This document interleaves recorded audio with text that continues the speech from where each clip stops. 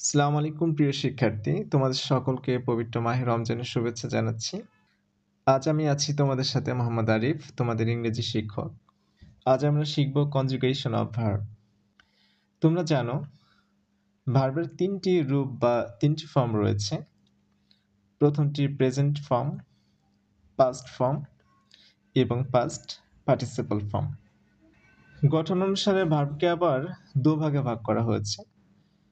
প্রথমটা হচ্ছে week verb অথবা রেগুলার ভার্ব। দ্বিতীয় নাম্বারটি হচ্ছে ইরেগুলার ভার্ব অথবা স্ট্রং ভার্ব। আমরা জানি যে সকল ভার্বের শেষে ডি অথবা ইডি যোগ করে পাস্ট এবং পাস্ট পার্টিসিপল গঠন করা যায় তাকে উইক ভার্ব অথবা রেগুলার ভার্ব বলে। যেমন দেখতে পাচ্ছ, ওয়াক ভার্বের বেস ফর্ম বা প্রেজেন্ট ফর্ম, ইডি যোগ করলে এটা পাস্ট ফর্ম হয়ে যাবে এবং সেম পাস্ট পার্টিসিপল ফর্ম থাকবে। কালেক্ট ইডি যোগ করলে পাস্ট ফর্ম এবং সেম পাস্ট পার্টিসিপল ফর্ম। ২ নম্বরে হচ্ছে স্ট্রং ভার্ব অথবা ইরেগুলার ভার্ব।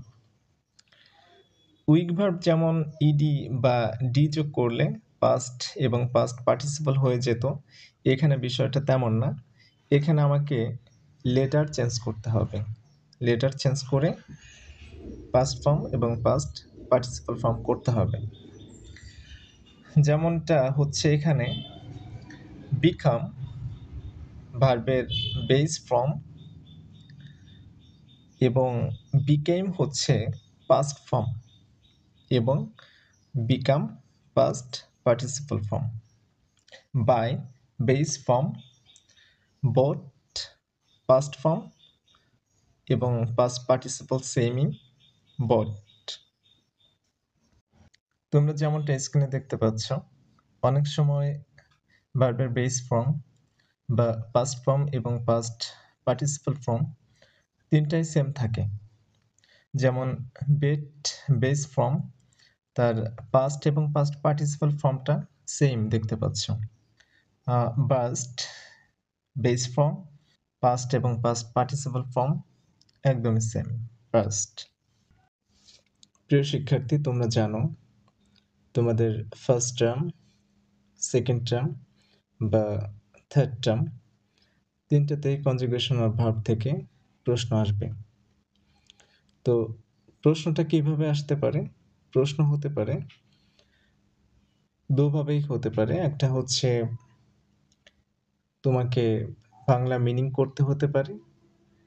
দ্বিতীয় হচ্ছে